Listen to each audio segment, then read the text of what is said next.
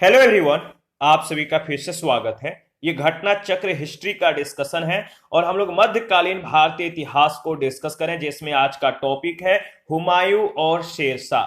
सबसे पहले इसके बारे में डिस्कस करेंगे, इसके बाद इस पर आधारित अब तक जितने भी प्रश्न पूछे गए हैं उन सभी प्रश्नों को एनालिसिस करेंगे। डिस्कशन को स्टार्ट करने से पहले मैं बता दूं कि इसका पीडीएफ अवेलेबल है। अगर आपको पीडीएफ चाहिए तो Telegram channel, Telegram quiz group या चैनल के कम्युनिटी बॉक्स में जाइए, वहां पर इसके रिगार्डिंग में इंफॉर्मेशन को अपडेट कर दिया गया है। तो चलिए स्टार्ट करते हैं।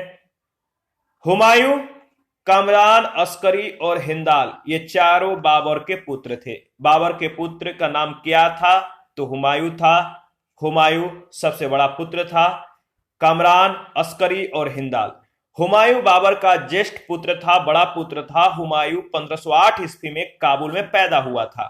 उसकी मां माहम बेगम शिया संप्रदाय से संबंधित थी। कामरान और अस्करी की मां गुलरुख बेगम तथा हिंदाल की मां दिलदार बेगम थी।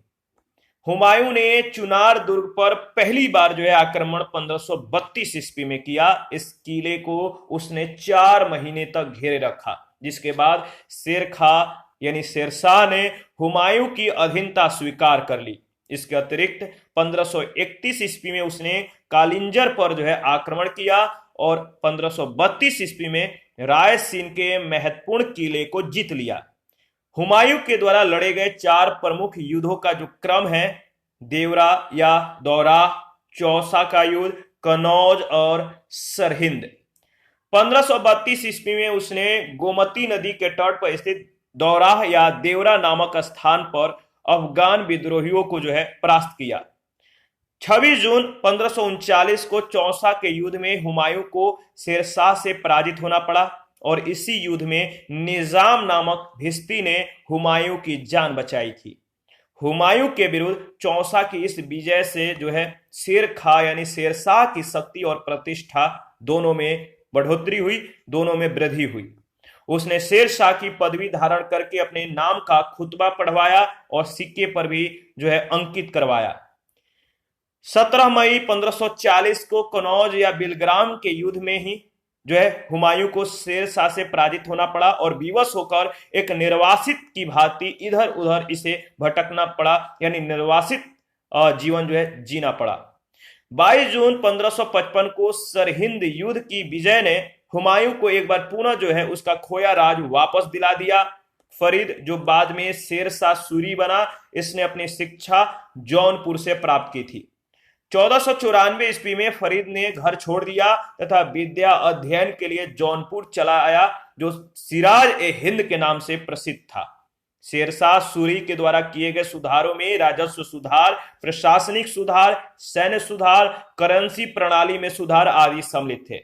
शेरशाह ने बंगाल को सरकारों में बांट दिया, जिलों में बांट दिया। इनमें से प्रत्येक को एक छोटी सेना के साथ सिकदारों के नियंत्रण में दे दिया। अमीन ए बंगाल या अमीर ए बंगाल नामक असैनिक अधिकारियों को सिकदारों की देखभाल के लिए नियुक्त किया। सर्वप्रथम काजी फजीलात नामक व्यक्ति को इस पद पर नियुक्त किया गया। काजी फजीलात। शेरशाह ने पुराने घिसे पीटे सिक्के के स्थान यानी कॉइन्स के स्थान पर शुद्ध सोने और चांदी तथा तांबे के सिक्के प्रचलित किए। उसने शुद्ध चांदी का रुपया 178 ग्रेन, तांबे का दाम 380 ग्रेन चलाया। रुपया और दाम की विनिमय दर 1:64 थी। इसके समय में 23 टकसाल या 23 टकसालें होने का उल्लेख प्राप्त होता है। तो 23 टकसालें थी इसके समय में। देखिए, दिल्ली सल्तनत के पराभव के उपरांत हुमायूं के द्वारा सर्वप्रथम स्वर्ण मुद्रा का प्रचलन किया गया था। हाजी बेगम ने अपने पति हुमायूं के मकबरे का निर्माण दिल्ली में 1565 से 72 ईस्वी में करवाया था। इस मकबरे के वास्तुकार मीरक मिर्जा गियास थे। यह मुगल वास्तुकला का प्रथम दोहरा गुंबद वाला मकबरा है। कालिंजर विजय के दौरान जब शेरशाह के सैनिक उक्का या गोले फेंकने में व्यस्त थे, तो बारूद से भरा हुआ एक गोला दुर्ग की दीवार से टकराकर वहां गिरा, जहां बारूद से भरे बहुत सारे गोले रखे हुए थे, जिससे गोलों में आग लग गई और वे फट फट कर सभी दिशाओं में विध्वंस करने लगे। शेरशाह वहां से अधजला बाहर निकला, दुर्ग जीत लिया गया, किंतु यही जो है जीत शेरशाह के लिए अंतिम हो गई। 22 मई 1545 को कालिंजर में ही उसकी मृत्यु हो गई। कालिंजर का अभियान शेरशाह का अंतिम अभियान था। उस समय वहां का राजा कीरत सिंह था। कौन? कीरत सिंह। शेरशाह सूरी ने मारवाड़ के युद्ध में राजपूतों के शौर्य पराक्रम से प्रभावित होकर कहा कि मात्र एक मुट्ठी बाजरे के चक्कर में मैंने अपने साम्राज्य को जो है खो दिया होता। तो ये जो है शेरशाह सूरी ने मारवाड़ों के जो मारवाड़ थे इनके युद्ध में राजपूतों के शौर्य पराक्रम से प्रभावित होकर कहता है कि मात्र एक मुट्ठी बाजरे के चक्कर में मैंने अपना साम्राज्य जो है खो दिया होता। शेरशाह का मकबरा जो है बिहार के सासाराम नामक स्थान पर एक तालाब के बीच ऊंचे चबूतरे पर बना हुआ है। शेरशाह का जो मकबरा है बिहार के रोहतास जिला में तालाब के बीच ऊंचे चबूतरे पर बना एक मकबरा है। दिल्ली स्थित पुराना किला का निर्माण हुमायूं ने करवाया था। यहां जो है किला एक कुहना नामक मस्जिद शेरशाह के द्वारा बनवाया गया था। कृषकों की मदद के लिए शेरशाह ने जो है पट्टा एवं कबूलियत की जो है व्यवस्था प्रारंभ की थी। किसानों को सरकार की ओर से पट्टे दिए जाते थे जिनसे स्पष्ट किया गया होता था कि उस वर्ष उन्हें कितना लगान देना है। किसान कबूलियत पत्र के द्वारा इन्हें स्वीकार करते थे। पहला प्रश्न, निम्न नामों में से उसे चिन्हित करिए जो हुमायूं के भाइयों में से किसी का नाम नहीं था। यानी हुमायूं के भाइयों में से वो नाम कौन सा था जो मतलब कि हुमायूं के इनमें से कौन भाई नहीं था, स्पष्ट रूप से अगर बात करें तो अगर बात करें तो देखिए उस्मान जो दिया गया है ये हुमायूं के भाइयों में से नहीं थे। यानी कमरान, अस्करी और हिंदाल बाबर के पुत्र और हुमायूं के भाई थे। हुमायूं बाबर का ज्येष्ठ पुत्र था। हुमायूं 1508 ईस्वी में काबुल में पैदा हुआ था। उसका मां माहम बेगम शिया संप्रदाय से संबंधित थी। सेकंड प्रश्न, हुमायूं के द्वारा लड़े गए चार प्रमुख युद्धों का तिथि अनुसार सही क्रम अंकित करें। युद्ध स्थलों के नाम जो है नीचे अंकित हैं। तो चार प्रमुख युद्धों का क्रमवार जो है आपको मतलब कि चुनना है। इनमें सही क्रम कौन सा है? तो देखिए अगर बात करें तो सबसे पहले देवरा, इसके बाद चौसा, कनौज और सरहिंद का युद्ध हुआ। यानी जो क्रम है वो आपको डी ऑप्शन में दिया गया है। डी ऑप्शन को देख लेते हैं। डी ऑप्शन ये रहा। देखिए हुमायूं के द्वारा लड़े गए चार प्रमुख युद्धों का जो क्रम है, देवरा 1532 में, चौसा 1539 में, कनौज 1540, सरहिंद 1555 में। थर्ड नंबर है, निम्नलिखित में से किन दो शासकों के बीच 17 मई 1540 में कनौज के पास युद्ध हुआ? किन दो शासकों के बीच 17 मई 1540 में कनौज के पास युद्ध हुआ? सही जवाब है शेरशाह और हुमायूं के बीच। बी ऑप्शन बिल्कुल करेक्ट ऑप्शन है। 17 मई 1540 को कनौज या बेलग्राम का युद्ध शेरशाह सूरी और हुमायूं के बीच हुआ था। इस युद्ध में हुमायूं की पराजय हुई और इसी युद्ध के बाद हुमायूं को भारत से निर्वासित होना पड़ा था। 4 नंबर, फरीद जो बाद में शेरशाह सूरी बना, ये कहां से शिक्षा प्राप्त की थी? इसने कहां से शिक्षा प्राप्त किया था बताइए? फरीद जो बाद में शेरशाह सूरी बना था, ये कहां से शिक्षा प्राप्त किया था आपको बताना है। तो इसने जौनपुर से शिक्षा प्राप्त की थी। फरीद जो बाद में शेरशाह सूरी बना, शेरशाह के नाम से विख्यात हुआ, इसने अपनी शिक्षा जौनपुर से प्राप्त की थी। 1494 ईस्वी में फरीद ने घर छोड़ दिया और विद्या अध्ययन के लिए जौनपुर चला आया, जो तत्कालीन समय में सिराज ए हिंद के नाम से प्रसिद्ध था। सिराज ए हिंद। तो जौनपुर चला आया, याद रखिएगा। 5 नंबर है, निम्नलिखित मध्ययुगीन शासकों में से कौन एक उच्च शिक्षित था? निम्नलिखित मध्ययुगीन शासकों में से कौन एक हायर एजुकेटेड था, उच्च शिक्षित था? सही जवाब है शेरशाह। डी ऑप्शन बिल्कुल करेक्ट ऑप्शन है। शेरशाह सूरी ने जौनपुर में औपचारिक शिक्षा प्राप्त किया था, जो उस समय उच्च शिक्षा का महत्वपूर्ण केंद्र था। 6 नंबर, निम्नलिखित में से किस सुल्तान ने पहले हजरते आला की उपाधि अपनाई और बाद में सुल्तान की? निम्नलिखित में से किस सुल्तान ने पहले हजरते आला की उपाधि अपनाई और बाद में सुल्तान की? तो इसका सही जवाब क्या होगा बताइए? इसका सही जवाब हो जाएगा शेर शाह सूरी, यानी सी ऑप्शन बिल्कुल करेक्ट ऑप्शन है।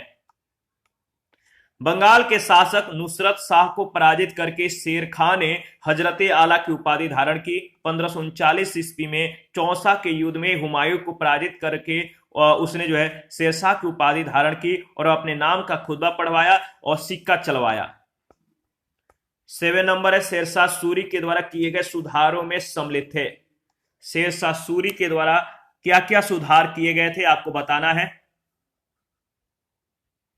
शेरशाह सूरी के द्वारा किए गए सुधार थे राजस्व सुधार, प्रशासनिक सुधार, सैनिक सुधार, करेंसी प्रणाली में सुधार, यानी डी ऑप्शन उपयुक्त सभी।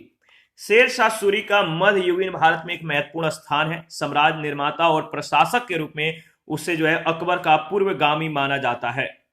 राजस्व सुधार, शेरशाह का विश्वास था कि साम्राज्य को स्थायित्व प्रदान करने के लिए कृषकों का सुखी और संतुष्ट होना आवश्यक है। उसकी यह भी धारणा थी कि भू राजस्व के रूप में कृषकों पर भारी धनराशि बकाया रह जाती है, जिससे राजकोष को काफी हानि उठानी पड़ती है। भू राजस्व की धनराशि बकाया नहीं रहनी चाहिए। इस उद्देश्य से शेरशाह ने भूमि व्यवस्था में अनेक सुधार किए। उसकी लगान व्यवस्था मुख्य रूप से रैयतवाड़ी थी, जिसमें किसानों से प्रत्यक्ष संपर्क स्थापित किया गया था।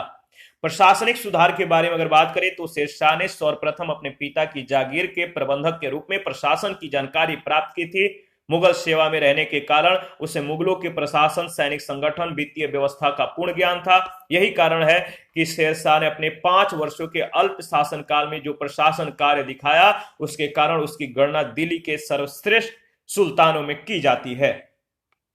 शेरशाह का प्रशासन अत्यंत केंद्रीकृत था। शासक स्वयं शासन का प्रधान होता था और संपूर्ण शक्तियां उसी में केंद्रित थी। शेरशाह ने अपने बंगाल विजय के पूर्व साम्राज्य को जो है 47 सरकारों में 47 सरकारों में विभाजित किया था। शेरशाह ने बंगाल सूबे के लिए एक अलग प्रकार की व्यवस्था की।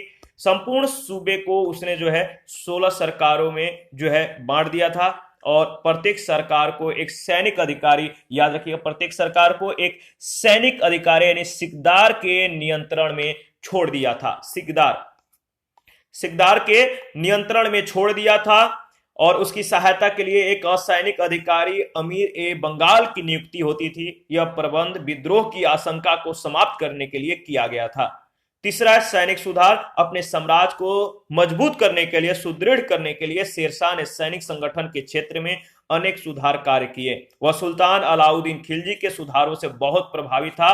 बेईमानी को रोकने के लिए उसने घोड़ों को दागने की प्रथा और सैनिकों का हुलिया लिखने की प्रथा को लागू किया था। इसके बाद चौथा, करेंसी प्रणाली में सुधार।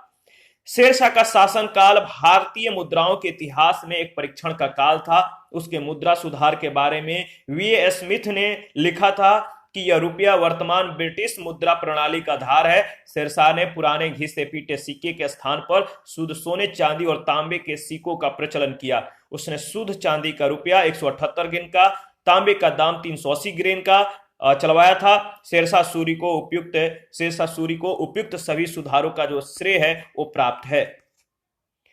8 नंबर है, दिल्ली सल्तनत के पराभव के उपरांत किस शासक के द्वारा स्वर्ण मुद्रा का सर्वप्रथम प्रचलन किया गया? दिल्ली सल्तनत के पराभव के उपरांत किस शासक के द्वारा स्वर्ण मुद्रा का सर्वप्रथम प्रचलन किया गया? तो याद रखिएगा, सही जवाब हो जाएगा हुमायूं। बी ऑप्शन बिल्कुल करेक्ट ऑप्शन है। दिल्ली सल्तनत के पराभव के उपरांत हुमायूं के द्वारा जो है सर्वप्रथम स्वर्ण मुद्रा का प्रचलन किया गया था। हुमायूं के बाद शेरशाह के द्वारा भी स्वर्ण मुद्रा जारी करने का जो है उल्लेख प्राप्त होता है। उत्तराखंड लोक सेवा आयोग ने अपने उत्तर पत्र में विकल्प ए को सही माना है, जो कि गलत है। 9, हुमायूं ने चुनार दुर्ग पर प्रथम बार आक्रमण कब किया? चुनार दुर्ग पर हुमायूं के द्वारा पहली बार आक्रमण कब किया गया? इसका सही जवाब क्या होगा बताइए। सही जवाब है 1532 ईस्वी में, ऑप्शन ए। हुमायूं ने चुनार दुर्ग पर प्रथम बार आक्रमण 1532 में किया था। इस किले को उसने लगभग जो है 4 महीने तक घेरे रखा, जिसके बाद शेरशाह शेर शाह या शेर खां ने हुमायूं की अधीनता को स्वीकार कर ली। इसके अतिरिक्त 1531 में उसने कालिंजर पर आक्रमण किया। 1532 में रायसेन के महत्वपूर्ण किले को इसने जीत लिया। 10 नंबर आपको जो है मतलब कि क्रमानुसार व्यवस्थित करना है। तो चलिए इसको व्यवस्थित करते हैं। देखिए दौराह का जो युद्ध है, अगर बात करें तो दौराह का जो युद्ध है कब हुआ था? 1532 में। दौराह का युद्ध 1532, याद रखिएगा। सामूगढ़ का जो युद्ध है यह कब हुआ था? सामूगढ़ का युद्ध 1658 में हुआ था, 1658। इसके बाद अगर बात करें तो कनौज का युद्ध कब हुआ था? कनौज का युद्ध जो है 1540 में। आपको मालूम है चौसा का 1500, बताइए, चौसा का 1539। यानी सबसे पहले दौराह का युद्ध, चौसा का युद्ध, कनौज का और सामूगढ़ का। यानी सही जो विकल्प है वो विकल्प बी में दिया गया है। बी को देख लेते हैं, ये रहा। दोबारा से रिवाइज कर लेते हैं। दौराह का युद्ध 1532 में हुआ था, चौसा का 1539 में, कनौज का 1540 में, सामूगढ़ का युद्ध 1658 में। 11 नंबर है, निम्नलिखित में से किसने अपने बादशाह पति के लिए मकबरे का निर्माण करवाया था? किसने अपने बादशाह पति के लिए मकबरे का निर्माण करवाया था? तो हाजी बेगम ने। B option. हाजी बेगम ने अपने पति हुमायूं के मकबरे का निर्माण दिल्ली में 1565 से 72 ईस्वी में करवाया था। इस मकबरे का वास्तुकार मीरक मिर्जा गियास था। यह भारत का प्रथम दोहरा गुंबद वाला मकबरा है। इस मकबरे के परितः एक बाग की रचना हुई है। चांदी का सिक्का किसने शुरू किया? प्रश्न संख्या 12। चांदी का सिक्का किसने शुरू किया? चांदी का सिक्का शेरशाह के द्वारा जो है शुरू किया गया था। शेरशाह को ऐसी सुधरी हुई मुद्रा प्रणाली को स्थापित करने का जो है सम्मान प्राप्त है जो मुगल काल में चलती रही, जो ब्रिटिश मुद्रा का आधार बनी। शेरशाह ने मिश्रित धातु के सिक्के बंद करके शुद्ध सोने, चांदी और तांबे के सिक्कों का प्रचलन किया, जिनका तौल और आकार निश्चित था। उसके चांदी के सिक्कों का जो तौल था 178 ग्रेन था, जिसमें 173 ग्रेन विशुद्ध चांदी थी और अरबी भाषा एवं देवनागरी लिपि में सुल्तान का नाम अंकित रहता था। 13 नंबर, शेरशाह के अंतर्गत तांबे के दाम और चांदी के रुपया की विनिमय दर क्या थी? शेरशाह के अंतर्गत तांबे के दाम और चांदी के रुपया के विनिमय दर क्या थी? याद रखिएगा 64:1 का, 64:1, यानी डी ऑप्शन बिल्कुल करेक्ट ऑप्शन है। शेरशाह की मुद्रा व्यवस्था अत्यंत विकसित थी। इसने शुद्ध चांदी का रुपया 178 ग्रेन और तांबे का दाम 380 ग्रेन चलाया। इसके समय में दाम और रुपया का जो विनिमय दर था वो 64:1 का था। शुद्ध चांदी का रुपया का आविष्कार किसने किया? शुद्ध चांदी के रुपया का आविष्कार किसने किया था? सही जवाब है शेरशाह। बी ऑप्शन बिल्कुल करेक्ट ऑप्शन है। शेरशाह का शासनकाल भारतीय मुद्राओं के इतिहास में एक परीक्षण का काल था। उसके मुद्रा सुधार के बारे में इतिहासकार स्मिथ ने लिखा था कि यह रुपया वर्तमान ब्रिटिश मुद्रा प्रणाली का आधार है। शेरशाह ने पुराने घिसे पीटे सिक्कों के स्थान पर शुद्ध सोने, चांदी और तांबे के सिक्कों का प्रचलन किया। शुद्ध चांदी का जो रुपया था 178 ग्रेन का था, तांबे का जो दाम था वो 380 ग्रेन का था। 15, शेरशाह सूरी के संदर्भ में निम्नलिखित में से कौन सा कथन सही है? शेरशाह सूरी के संदर्भ में 2 कथन दिए गए हैं, इन दोनों में से कौन सा कथन सही है आपको बताना है। वह एक शानदार प्रशासनिक व्यवस्था के निर्माता था, बिल्कुल सही है। हालांकि एक शासक के रूप में उनके गुण युद्ध के मैदान पर उनकी जीत से अधिक उल्लेखनीय नहीं थे।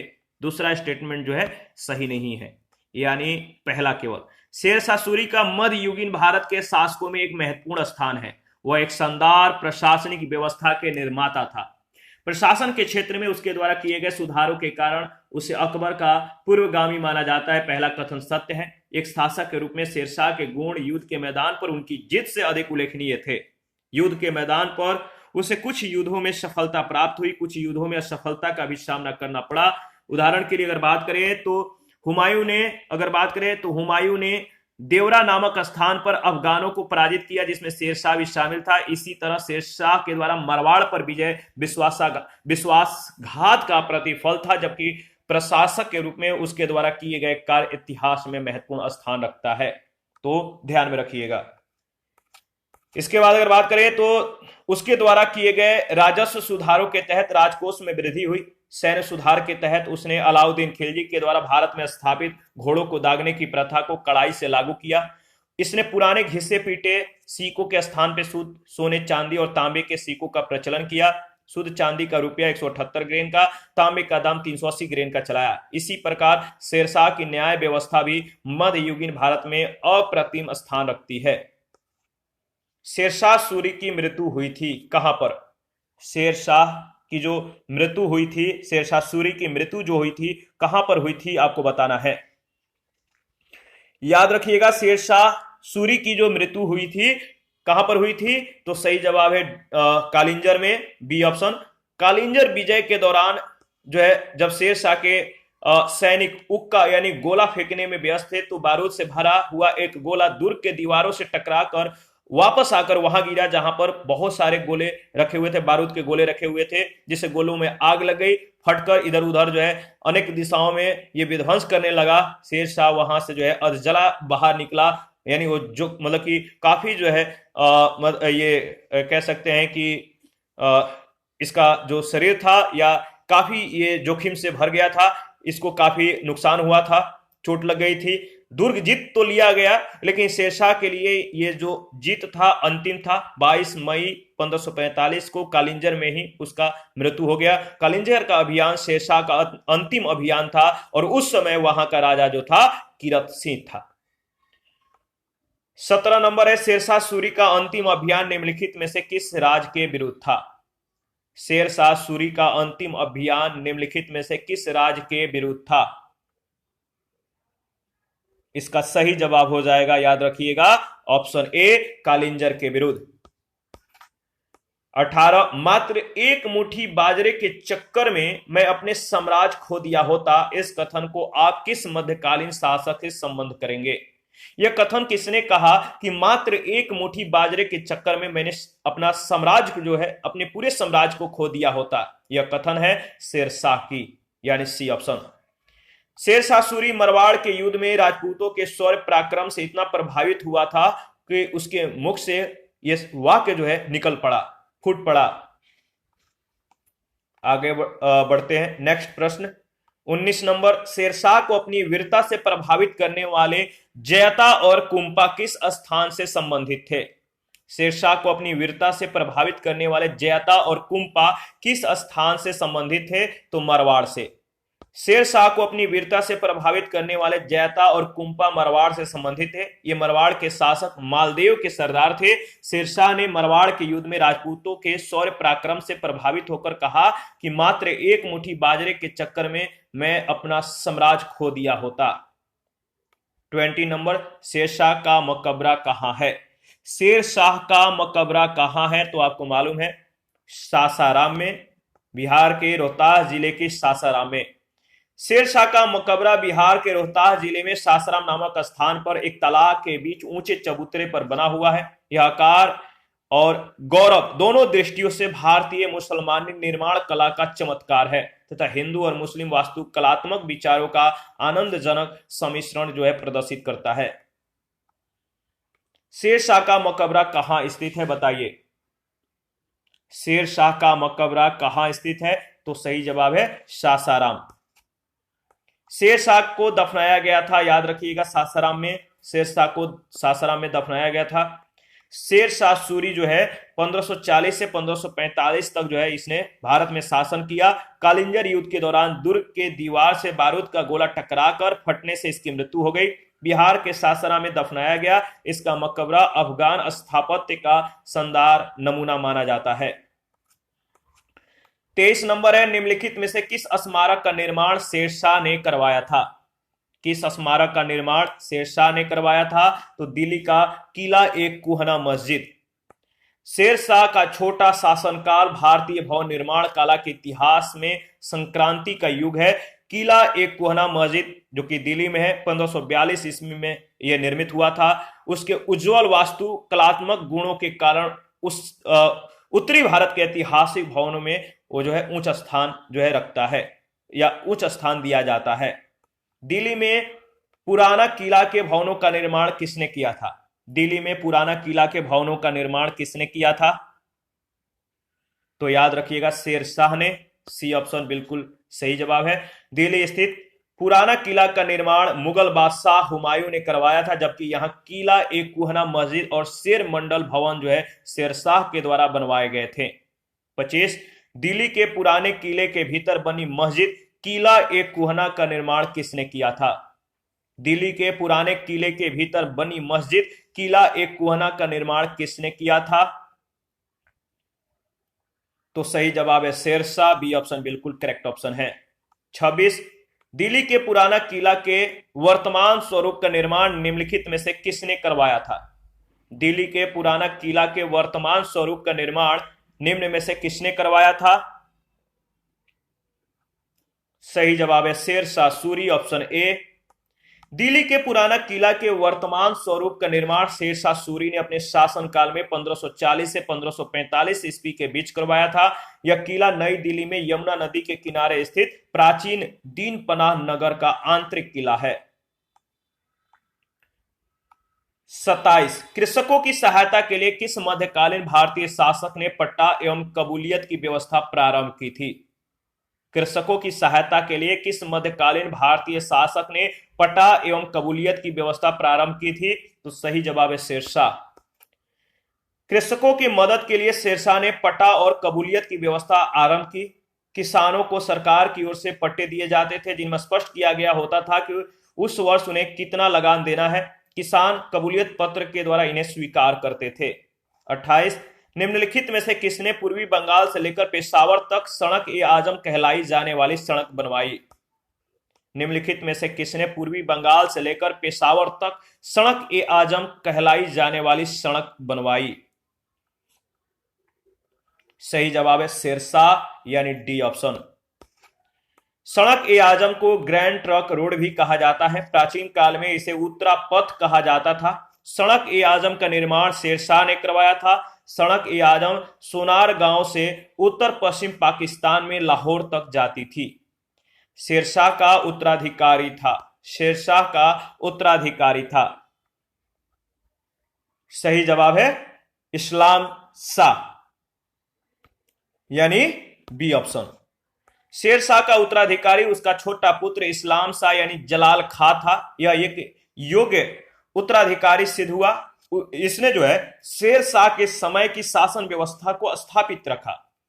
30 नंबर इन शासकों में से किसने अपनी सैन्य टुकड़ियों को 200, 250 और 500 की इकाइयों में विभाजित किया था? इन शासकों में से किसने अपनी सैन्य टुकड़ियों को 200, 250 और 500 की इकाइयों में विभाजित किया था? तो देखिए इसका सही जवाब हो जाएगा ऑप्शन ई। ठीक है, कैसे? इस्लाम शाह शेर शाह का पुत्र था। इस्लाम शाह ने पूरे उत्तर भारत में लगभग 8 वर्षों तक शासन किया। उसकी मृत्यु 1553 में हुई। इस्लाम शाह ने अपनी सैन्य टुकड़ियों को 50, 250, 500 की इकाइयों में विभाजित किया था। सिकंदर शाह ने अपने शासनकाल में इस्लाम शाह के सैन्य व्यवस्था को लागू रखा था। इसी के साथ आज का जो सेशन है समाप्त करते हैं। नेक्स्ट सेशन में अकबर के बारे में डिस्कस करेंगे। आप अपना प्रतिक्रिया देते रहें। आपके प्रतिक्रियाओं का हमें बेसब्री से इंतजार रहता है। जिन लोगों ने Telegram channel, Telegram quiz group, Facebook page, Instagram को ज्वाइन नहीं किया है, प्लीज ज्वाइन कीजिए और हमें सपोर्ट कीजिए। आप लोगों का सपोर्ट हमारे लिए काफी महत्वपूर्ण है। Thank you.